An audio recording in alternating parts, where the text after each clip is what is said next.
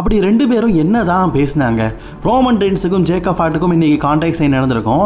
போன வாரம் Jacob heart பார்த்தீங்கன்னா டெத் கிரேப் அப்படிங்கிற ஒரு ஃபினிஷரை பார்த்தீங்கன்னா ரோமன் ரெயின்ஸை யூஸ் பண்ணியிருப்பாரு. இது சம்மோன் ஃபேமிலியில் யூஸ் பண்ணுற ஃபினிஷர் தான். ஆனால் இது தடை செய்யப்பட்டிருக்குது. அதுவும் சம்மோன் ஃபேமிலியில் இருக்கிற யாருமே யூஸ் பண்ணக்கூடாது.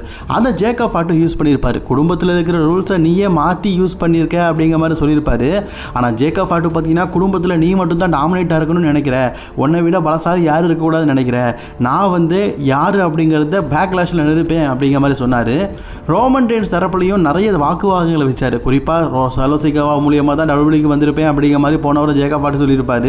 ஆனால் ரோமன் சோலோசிகாவே நான் தான் டபிள்யூக்கு கூட்டிட்டு வந்தேன் அப்படிங்கிற மாதிரி சொல்லியிருப்பார். வாக்குவாதம் பெருசாக ஒரு கட்டத்தில் பார்த்தீங்கன்னா கடுப்பான ஜேக்கப் ஹார்ட் போன வாரம் மாதிரியே இந்த வாரமும் ரோமன் ரெயின்ஸ்க்கு டெத் கிராப் ஃபினிஷரை போட்டிருப்பாரு. இதில் வழி தாங்காமல் ரோமன் ரெயின்ஸ் பார்த்தீங்கன்னா அதே இடத்துல சுருண்டு விழுந்திருப்பார். இந்த வாரம் ஜேக்கப் ஹார்ட் போன வாரம் மாதிரியே ரோமன் ரெயின்ஸை வீழ்த்தியிருப்பார். இதே வீழ்ச்சி பேக்லாஷில் இருக்குதா அப்படிங்கிறத வெயிட் பண்ணி பார்ப்போம். அப்புறம் இவங்க என்ன பேசினாங்க அப்படிங்கிற ஃபுல் வீடியோ நம்ம சேனலில் செக் பண்ணி பார்த்துக்கோங்க. தொடர்ந்து வீடியோ பார்க்க சேனல் சப்ஸ்கிரைப் பண்ணிக்கோங்க.